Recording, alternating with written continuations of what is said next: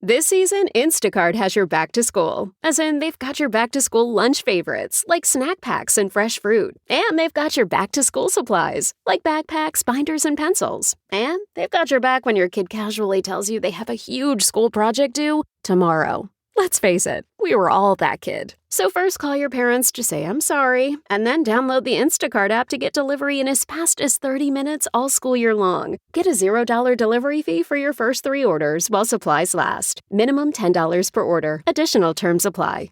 Holding the powerful accountable from Washington, D.C. to right here in southern New England. This is 10 News Conference with Gene Valicenti. Morning, everyone. I'm Gene Valicenti. This is a special Decision 2024 primary debate with the Republican candidates running for mayor of Cranston. All right, let's get right to it. The incumbent Mayor Ken Hopkins wants to keep the job, while State Representative Barbara Ann Fenton-Fung wants to replace him. We're dispensing with opening statements in favor of closers. I'll set the table, though it's largely up to the candidates to fact-check each other and defend themselves. Our producers will keep track to ensure equal time along the way. So we don't have much time, so let's get right through it. First question goes to you. By the way, this is not a joint interview, it's a debate, but we have to start with someone. So, Mayor Hopkins, welcome. Nice to have you. This debate, this campaign turned nasty right away. I think you'll both agree with that. At one point, though, you liked each other. You sort of ran on Alan Fung's accomplishments. I remember you saying that specifically, going to not rock the boat. Alan did a great job. And you endorsed him on the way in. What was it that you liked about each other and what went wrong? So what did you like about each other first? Well, I was a team player, Gene. I like to stand by Alan when he was running for governor. I stood by him his second unsuccessful attempt for governor. And then when he ran for Congress, I was pretty much the lone Republican in the city that stood by him out of loyalty. And unfortunately, things turned a little bit different once I get into office. Right, but you liked each other at some point. What did you like so much about Mayor Hopkins? He was on your team, he was with you, you endorsed him on the way in. What was it? You know, in 2020 we did. We thought that Ken, using his coaching skills, would be able to come in to the city, and so we endorsed him. We thought it would kind of be a nice fit to come in. Now, what happened, unfortunately, is that once Ken got into office, he completely changed the way it was. He promised that he was going to be Alan Fung 2.0, but then he did everything that Alan would never do. He started doing the insider deals. He couldn't get along with the council. In fact, he lost control of the council very quickly into his term because he and another councilman could not get along, could not see eye to eye, and then there was a party flip and a change of control of the council. We had the insider deals. We found out he wasn't showing up for work. Then we started to hear about little things here and there, who was getting a job. It's the friends and family plan over in Cranston right now. Okay, so you soured on his performance. You want to counter that? I guess you're going to bring up the word insider too. Yeah, you know, it's amazing how the truth can get twisted sometimes. And I'm an honest person. I do what's best in the interest of the city of Cranston. I'm not running for governor. I'm not trying to move on to another office. This isn't a stepping stone for me. This is a career that I am trying to finish, accomplishing what I've already started to do. Now, just sticking with the line of questioning, what was it that you soured on them? She said it was your performance, that you listed a few of. What soured you on them? Well, the first thing was when I found out that there was a big deficit that I had to overcome. Alan had a tendency to kick the can down the road. I inherited in the neighborhood of $8 to $10 million deficit. My opponent continues to say that there was a surplus, but yeah, the surplus was on the school side, a $3 million surplus in my first year, but 2.7 of it was from the school department, which the schools managed and did a good job that year. So but unfortunately, I had to deal with that, but as a team player and as the mayor, my job was to take on the job, do what I thought was in the best interest of the city, and fix it. Okay. Go ahead, jump back in. It's a debate. Go. Yeah, absolutely. So unfortunately, Ken keeps lying and says there was a $7.6 million deficit. You actually put that in one of your mailers. But an independent auditor actually confirmed, and you yourself, members of the media had you quoted, there was a $3 million surplus for the city. Plus, in our last debate 2 weeks ago, you actually admitted Alan left you with another $14 million in the rainy day fund. You know, you've been in office for 4 years now, and you keep talking about these bills that were left over with healthcare, but you don't seem to know how the budget works, and you don't understand that healthcare claims aren't part of the operating budget, okay? Now, yes, Ken, in the middle of a global pandemic, healthcare costs go up. We're self-insured as a city, okay? And we had a few employees who got very, very sick from COVID. You would know this. You tried to fire one of them while they were on machines to help them breathe, okay? Let him just, you're throwing a lot out. Let's address the numbers first. She's telling one number story, you have another one? It's almost laughable to hear the stuff that she's spewing right now. I don't know if it's Irish Blondie or what, but she keeps saying these things, and it's a twist of the facts. The facts are simple. There was a $14 million rainy day fund. That was below what the state mandate was. Because of the efficiency of my administration, we have cut spending, cut positions, and added to that rainy day fund to move it up to $19 million.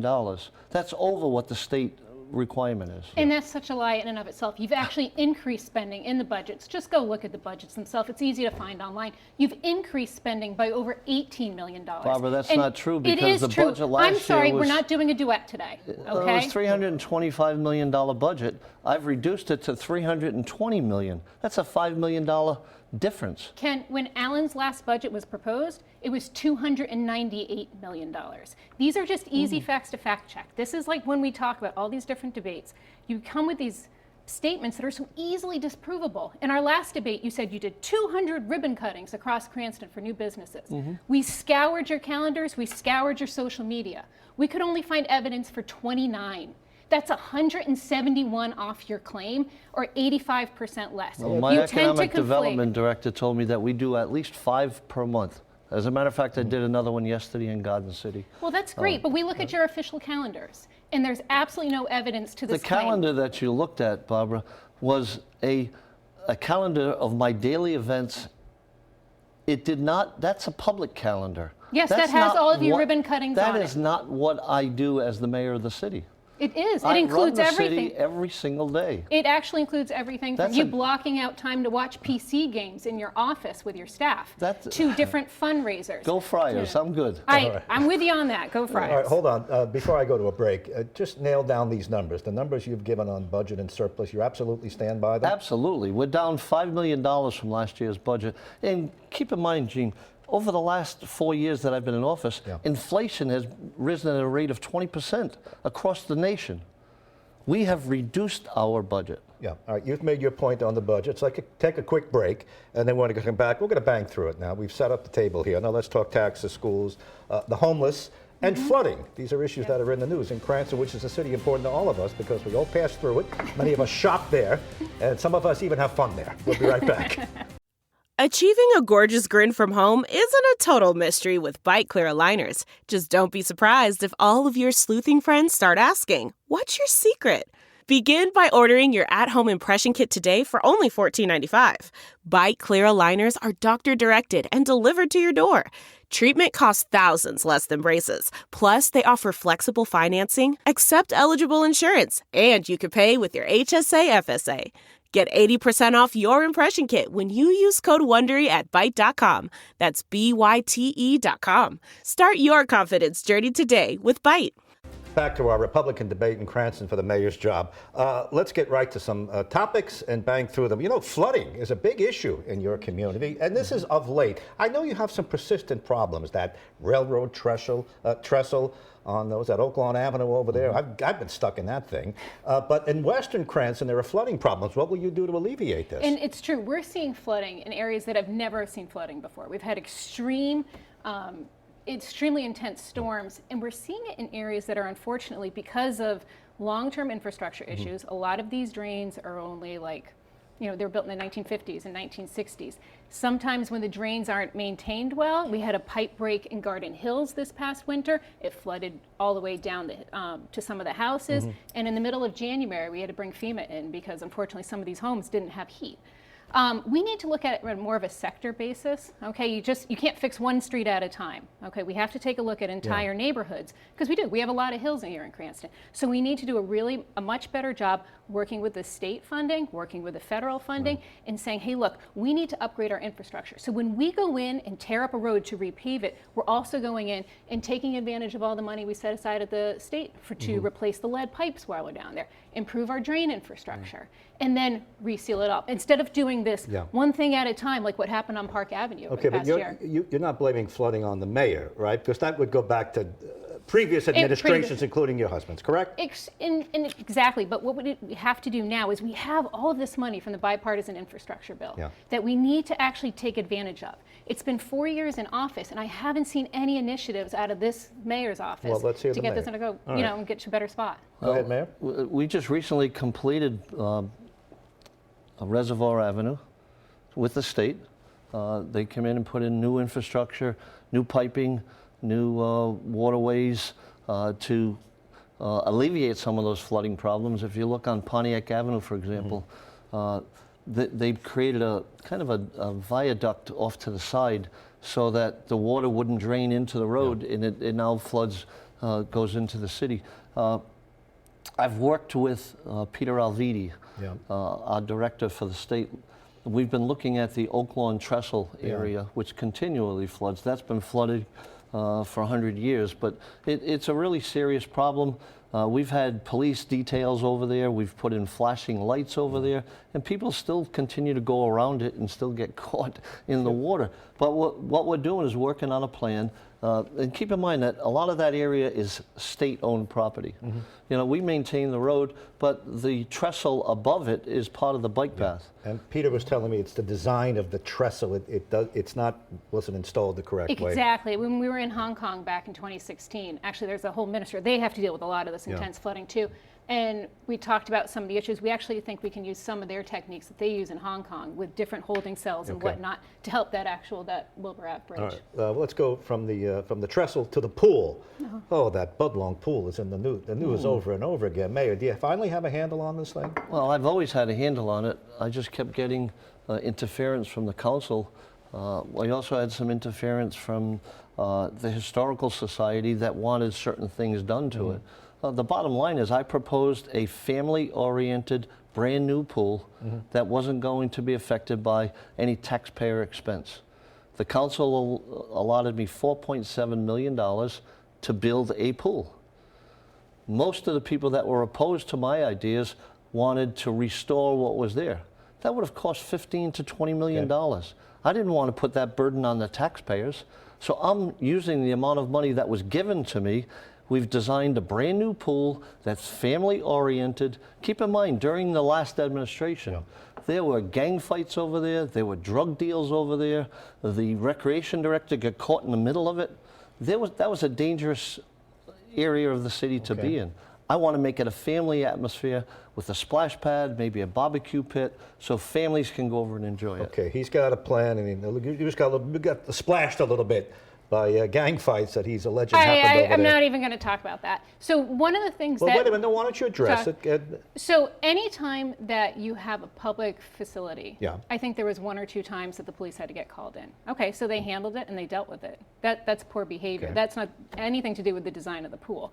What we are talking about now with the Budlong pool, we're using the ARPA funds, is my understanding, so there is no burden on the taxpayer. But we had $42 million in COVID. What we call ARPA funds. We should have at least had a community conversation about using more of that money to enclose the pool and make it more of a year-round facility. That way we could have worked with the schools and local swim teams, and we could have added more value for your tax dollar. But instead, we're going to have a tiny pool. It's only 1/3 of the size that it is currently. The neighborhood came out strongly to reject this. And when they kept bringing up points, Ken would snarkily belittle them at the public meetings. You need to, as the mayor, you need to listen to your constituents. You have to know that sometimes your plan might not be the best one and not what the community wants. We need to work better with each other. Was there a pool of money that you could have tapped into? Well, the money that we had was to plug in some of the deficits that I inherited. We needed to do that to make sure that we didn't have to raise taxes continually. But you did. You raised taxes 3 straight years. That's not true at all. All right, well, we'll get to taxes. Wrap up on the pool, then I'll ask you about taxes. Well, the pool is designed, Gene, I look at the facts. Wrap it up. Go with the pool. The facts are the highest amount of use in that pool was 240 people per day. State law says 15 feet per person. The size of the pool that we're building, and we listened to the people. They wanted lap swimming, we gave it to them. They wanted a deeper end, we gave it to them. The amount of people that can go into that pool that I'm building is 500. That's double than the amount of people that were actually using it while Mayor Fung was in charge. Okay, moving on to taxes. Since you brought up taxes, go ahead. What's the charge? What's the allegation? What are you saying? It's not even an allegation. It's very easy to prove. Even though he's raided the COVID funds back in 22, back in 23, he's actually raised taxes for 3 straight years, 22, 23, 24. And 24 got compounded even more because a lot of people had their taxes raised even higher because of the reevaluation that happened. So it felt like a double hit. Now, the other thing that's really concerning is Ken actually proposed on WPRO that the school should be able to issue their own tax bills. Now, that is something to me that is absolutely off the table. With no oversight from the mayor, no oversight from the city council. He wants the schools to be able to tax everybody as they want. That's not going to happen under another Fung administration. You can jump in here. Did you raise taxes 3 years in a row? Gene, and what about the schools allowing the Gene, levy she's their been own lying taxes? about that from day one. In my 4 years as mayor, the first year was the beginning of COVID in 2021. There was a 0 tax increase. The second year, once we figured out what the budget looked like, yes, we had to raise some, and we raised it minimal. I think it was a little over 2%. It was 3%. The third, it was a little over 2%. The third year, we again had to raise it just a little bit over 1%, and then the city council wanted to give more money to the school department, so they increased it. This past year was a state revaluation, which is mandatory by the state. That's not a tax increase. The amount of tax, it's a tax distribution. When you have $280 million in tax revenue coming in, you have to balance that by doing a reval of the houses. I did not raise taxes. And as a matter of fact, we just recently received a letter from the Democratic member of the City Council that said we did not raise taxes this year. Let me give you 30 seconds to wrap this, and then we'll go to a break. And we have closing statements coming up at some point. Go ahead. No, I mean, he can talk to his own finance director, okay? And he can explain to you, Ken, how you actually raise taxes. It's very easy to look at the budget. I think when you have Steve Stikos, who isn't a household name here, but is one of the former councilmen here in Cranston, far left, considers himself a Democratic Socialist. He showed up at the budget meeting last year in 2023 and was so concerned with all the spending, he was actually proposing where to cut in different parts of the budget. I think when we have a far left Democratic Socialist saying you're spending too much money, I think we know what the problem is. Okay, before I get to the homeless, just let me get to the schools. Mayor, you were a teacher for many, many years, Cranston schools. You rose up the ranks, you did other things there. You know the schools. Are you going to make them better, or what's the challenge over there? Well, Gene, the proof's in the pudding. We just built a brand new school in Garden City, state-of-the-art 21st century education. We're revitalizing Eden Park School as we speak, and we're in phase 3 of that. That one's going to be 21st century education. And we are now building Gladstone School. And bigger seems to be the direction to go in. So we're combining schools. Gladstone's going to be a combination of Gladstone and Arlington. We have Waterman School and Garden City combined together. So that's what I've continued to do, to work with the school department, to give them the funding that they need. We just passed a bill that's actually being held up with some ARPA funds. We want to redo the parking lot at Cranston West, the boilers at Cranston East. Elementary, middle schools are getting all new cafeteria flooring. Okay. But that money is being held up as we speak. All right, so the message you're giving me, there's a lot of action going on with regard to our buildings in Cranston. Would you agree with that or disagree? So when I look at education, it's also an economic development driver. We want to attract businesses in. When you have great schools, it's easier to do that. Under Ken, he called himself the education mayor, but Cranston East and Cranston West have both gone from 4-star schools to 2-star schools. In fact, this year he even level funded education. So us up at the State House, we delivered. We brought back over $5.4 million just this year to help out the schools. And yes, we sponsored the school bond so that we could finish up with the school construction, so that we can have those wonderful schools of the future where we can teach those kids in career pathways and get them excited about learning. All right, you can counter that. Did we go from 4 to 2 on that? The stars? Gene, that's a RIDE formula. Yeah. They use based on criteria, especially in special needs populations. So that had the effect on it. It had nothing to do with spending or teachers or the administration. That's strictly something coming out of the state. Okay, ton on ton. We want to get your closing statements in 1 minute each. Let's go to the homelessness. You had a homeless encampment was in the news in your city behind an elementary school. You said you're going to take action on that, close the fence. Has that been wrapped up as we tape this Friday? Yeah, Gene, it was done immediately. I went up to the school. The police department came with us. We searched and really couldn't find an encampment up there until the next day. Okay. We did find a tent. We found that somebody was there, but they have since left. We closed off the fenced area. Okay. I've been in communication with the superintendent. That's a safe area, and there's no more encampment there. You have the shelters over by the ACI on the property there, and you've made clear to the governor, no more. Do you have a homelessness problem in Cranston? No, not really. Well, they put people into Harrington Hall that have criminal records that once they get released in the morning, they come out into the community. That's a concern for me. And public safety being my #1 agenda, I want to make sure that that does not get any bigger in the city. Okay, on homelessness, go ahead. When we're talking about encampments, this is just Cranston under Ken Hopkins. Unfortunately, there was a very large encampment right behind Cranston's police department in Arlington, filled with needles. The community leaders talked to the administration, nothing got done until around election time. Then there was the encampment right behind Knightsville, between Knightsville and Dyer. Now we have the encampment here over in Stone Hill. So what we need to do is what we were doing up at the State House, be much more aggressive with housing and getting people into permanent housing. We talk about Harrington Hall. That was in my state rep district. And you know, when I first got elected, we worked with Crossroads, and now all of a sudden we've been able to get the number of sex offenders down because we worked well together with our community partners. Let me just give you a quick 20 seconds, quick rebut, then we're going to go to her closing statement. Yeah, Gene, when we talk about, I met with the governor. I went with the chief of police, Colonel Winquist, and we took a ride over to that encampment that she's talking about near the police station. It is state property. There are people that are living there that have illegal activities going on. There's prostitution, there's needles, there are people selling drugs in there. It's a bad encampment, but it's state property. It's not completely on state. It's state, Amtrak, and city, and that's why the city was brought involved. Let's go to your closing statements. By order of the draw, you go first. Barbara Ann Fenton-Fung, address that camera. Go ahead. 1 minute. Thank you. When my husband Alan ran Cranston, it was such a joyful spirit. We all worked together and got big things done. Those days are non-existent now, and the city is held back by out-of-control spending, chaos, rancor, and a mayor that is a day late, a dollar short, and 2 steps behind on almost everything. On September 10th, we'll start the journey to bring Cranston back to the times of Fung, bringing that sense of family and love and caring for one another back to our neighborhoods. I've got a vision and plans to make this the most dynamic and family-friendly city in the entire region. Yes, we'll tackle flooding. We'll create a vibrant health and biotech corridor for economic development, but we're going to do it the Fung way, with honesty, a whole lot of hard work, and by raising the bar of what you should expect out of city services.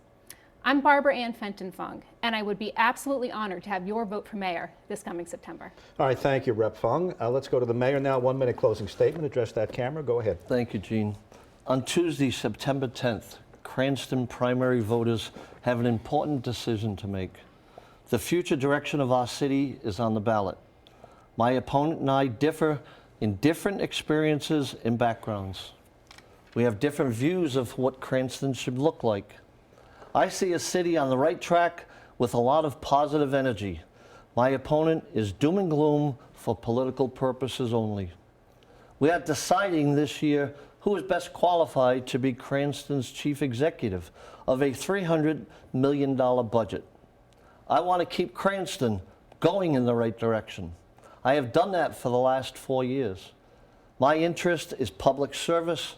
My opponent is only interested in a political career in using Cranston as a stepping stone. Next week, we will continue to campaign. I ask you to vote for me on September 10th. Thank you. Well, right on time for both of you. I thank The biggest achievement of today. I thank both of you for coming in. I hope you felt you were treated fairly. There are many topics we didn't get to. Time is our foe here, but we'll continue our coverage. Good luck to both of you.